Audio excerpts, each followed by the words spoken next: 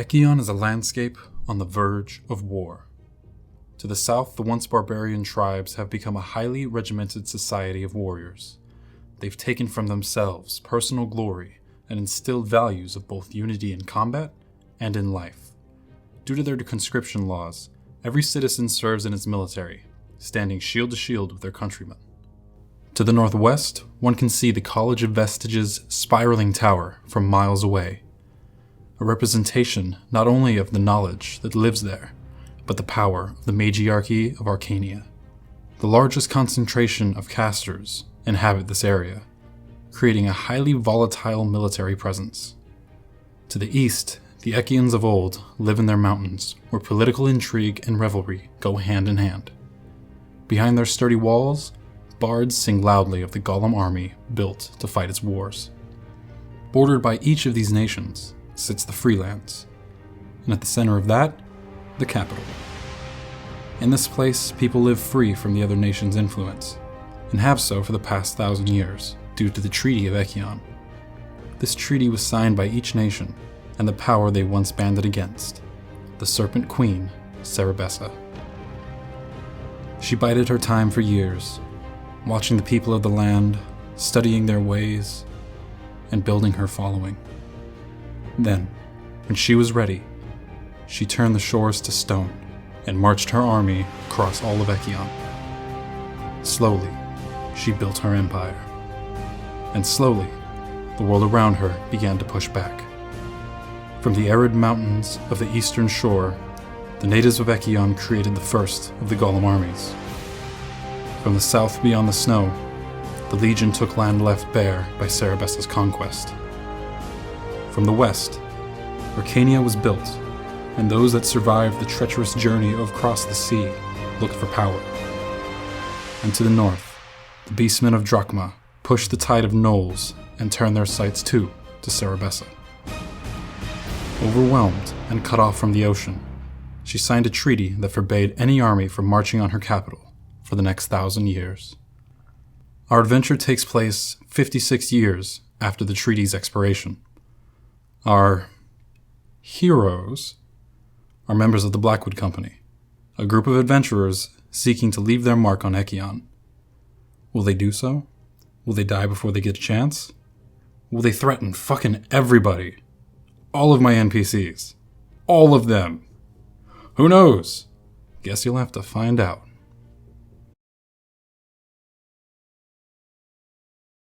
What's going on, nerds? Critically in Debt here, providing you with a brief recap of episodes 1 through 15 of our very own campaign, Battle for Echion. It's been an interesting 15 episodes to say the least, and we're very excited to share this with you guys, so without further ado, Battle for Echion, Episode 1, Card on the Road. So, the party begins its quest headed towards the capital. And in this party, we have Artemis, who is a Tiefling Warlock, Lazura, who is a Tabaxi Rogue, Theomir, who is a Fallen Aasimar Bard, Uzuk, who is a Tabaxi Mage, and Wrath, who is a half-elf druid. So yeah, the party is traveling back to the city in hopes of being made members of the Blackwood Company. And the Blackwood Company is basically this super highly regarded adventurers guild. And to do so, we need to complete the trials that they give us, yada yada yada. So on our way to the capital, we get attacked by these goblins. And I think within 5 seconds, the goblins realized that they fucked up. So we just pulled out some flames and some arrows and just really destroyed them. And so the survivors ended up running into the forest. And we were feeling really bloodthirsty that day, so we decided to follow them. We ended up losing them, unfortunately. But we ended up finding this poor goblin suspended in a tree. And let me just tell you guys, this goblin looked rough. He was bruised up, cut eye.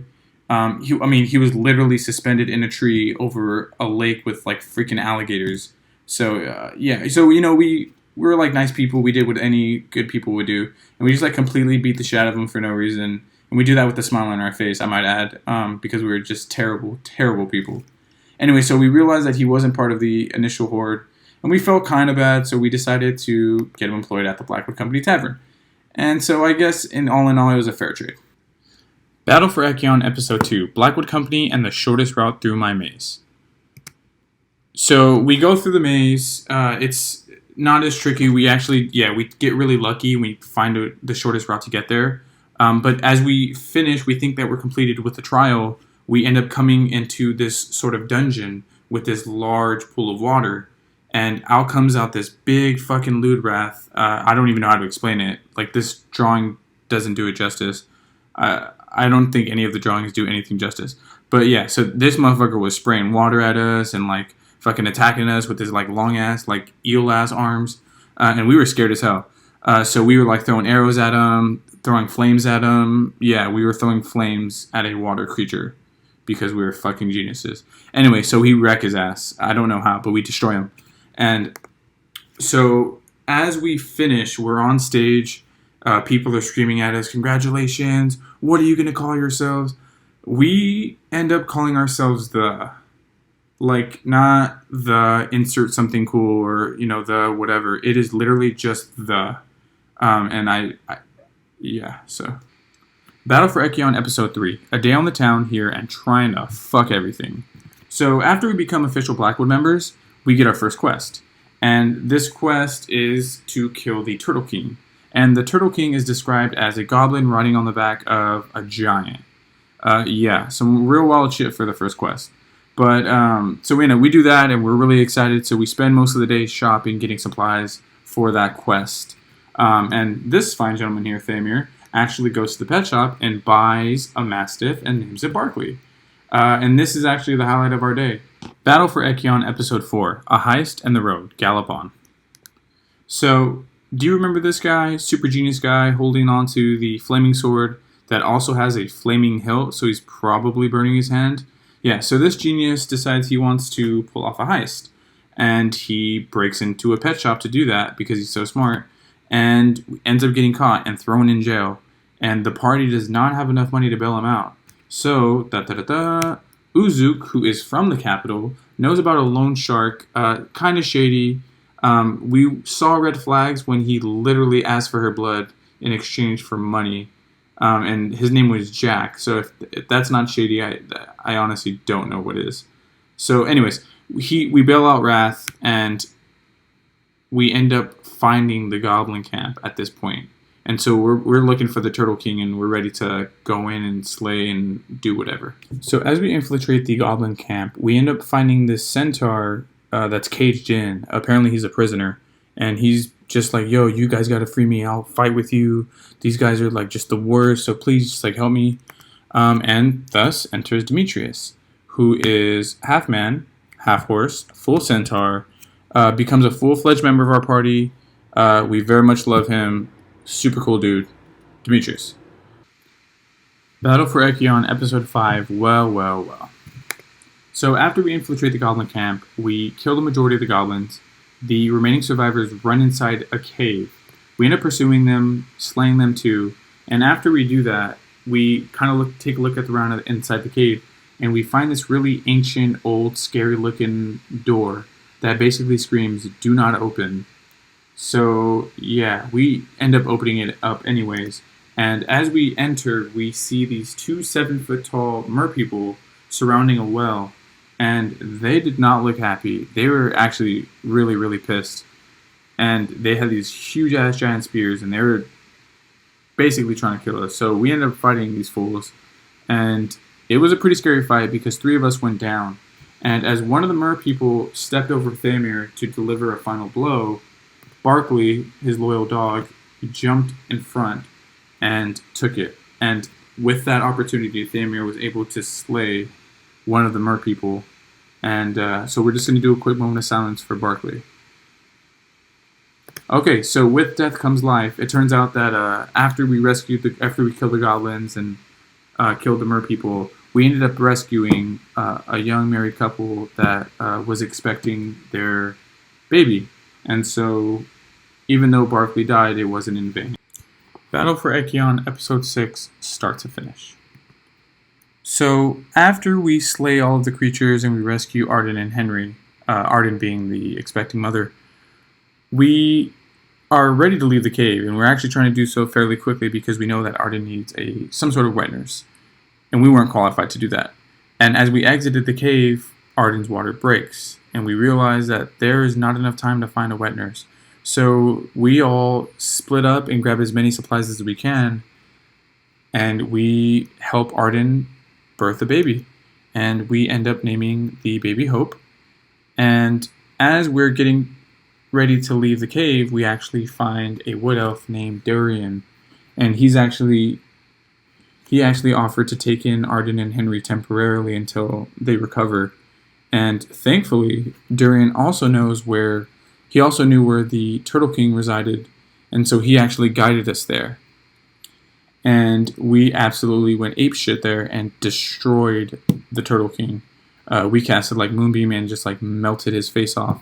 And Demetrius like caved in the giant's chest, and Lazura like shot the giant in like both eyes, and like Thamir like just like sang to it and made it cry. It was awesome. Yeah, that was really, really cool. And we took its golden crown, which was awesome. Battle for Echion, Episode 7, Friend or Foe. So after completing the quest, we returned to the capital to pay back Jack, because Jack had Uzuk's blood, which is still scary. Anyway, so we end up returning the money, and we go back to the Blackwood Company, and we accept a quest from a captain by the name of Mordek, who is stationed at the dam. And he's requesting assistance in the slaying of a creature that is destroying ships near the port. And on our way out to the city, Jack, the loan shark, offers us some gold to find his friend Narth at the dam and return it to him to the capital, and return him to the capital. We accept, and that's it. We just accept. We don't ask what Narth looks like. We don't ask what Narth lives. We literally just see gold and we say, yeah, we accept, like a bunch of weirdos. So, yeah, to the quest. Battle for Echion, Episode 8, Tourists. The gang sets off towards the dam, and one night as the group is sitting around a fire, we meet a mysterious traveler, and he basically explains that he is a teller of stories. And he tells us a couple stories, until eventually he asks us if we'd like to play a game. We ask what the game is, and he says, well, I'm going to cast a spell called Zone of Truth. Everyone inside the circle that fails a wisdom save must tell the truth. And so we decide to play, and Thamir talks about the death of his family, Wrath talks about a man he has to kill, and Demetrius questions why Lazura is so interested in demons. Battle for Echion, Episode 9. Oh yeah, I'm possessed, but let's get fucked up. So, on the way to the dam, the party encounters the Omnisite, which is a faith-based organization bent on ridding Echion of, quote, otherworldly creatures. So, we introduce ourselves, and Thamir, the fucking genius, explains that he is from another world. Literally, right after the Omnisite explain that they hunt down otherworldly creatures. Anyways, the Omnisite use magic to find out if this is true, and it turns out that Thamir is not the only otherworldly creature. In fact, Lazura had a secret of her own, which was... ... She is possessed by a demon. So the moment that the Omnisite realized that, shit starts hitting the fan. We start, like, legitimately fighting. And so we really had no choice, but we ended up killing them. Yikes, by the way. We had a demon-possessed tabaxi in our group, and we didn't even notice. Anyways, so we ended up killing them. We took their clothes. We stole their horses for good measure, and then buried them because we didn't want to get in trouble so close to the dam. So we enter the dam. Finally, it's a port city in a sense, and they're actually they're hosting this drinking competition, and we are getting absolutely smashed. And it's a competition, and we are actually in the finals, and we lose. But so after the drinking competition, Thamir drunkenly swoons around the town and ends up sleeping with a duchess. Battle for Echion, Episode 10, Hangovers in the City of Fish. Okay, I've heard of guys like being jerks. You know, they sneak out during the middle of the night in like a one-night stand. But like Thamir honestly takes the cake. So not only does he sleep with her, a duchess, who's married, but then proceeds to steal from her. He literally rips a pearl necklace directly from her neck while she's awake.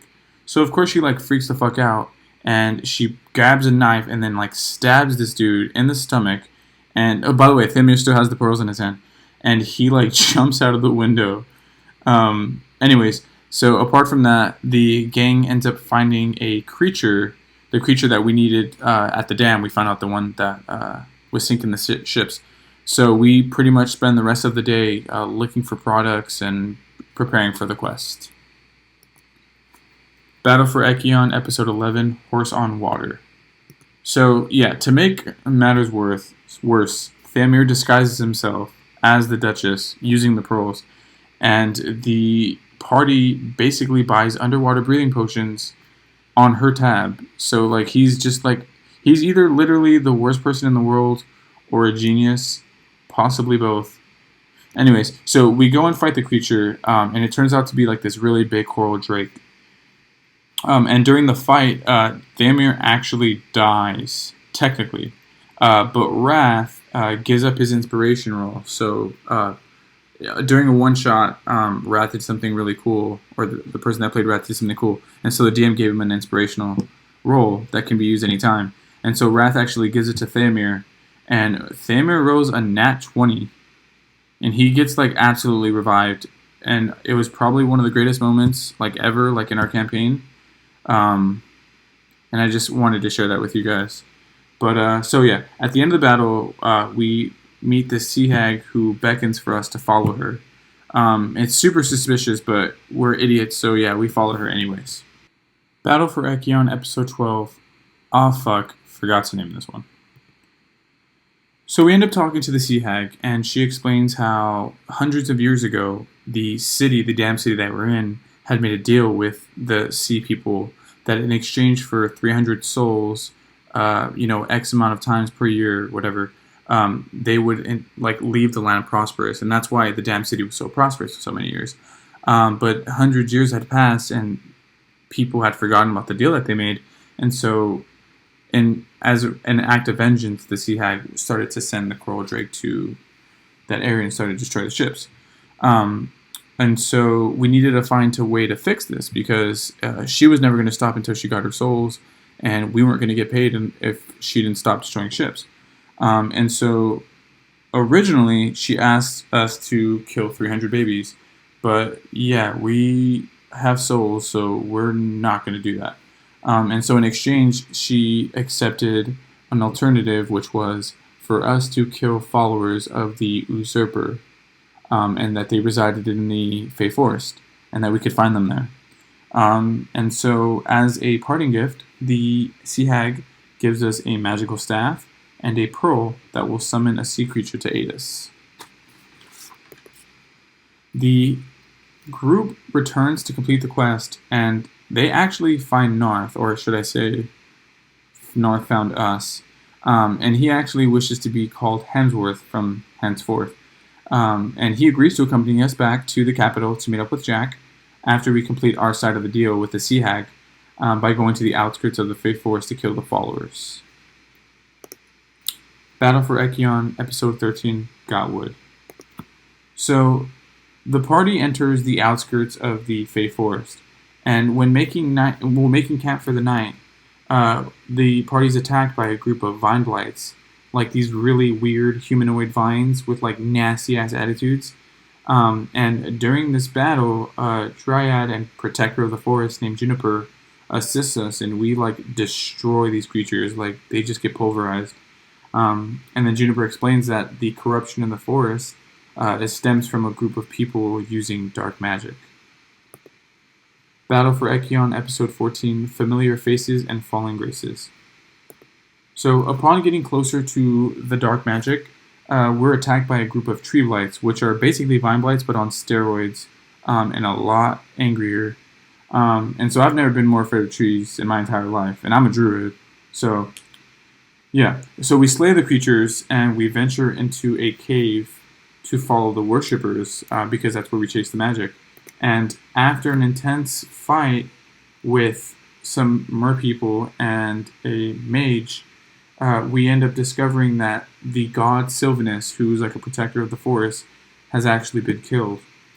And at this point, after everything is finished, Juniper... Oh yeah, sorry. Rip Sylvanus.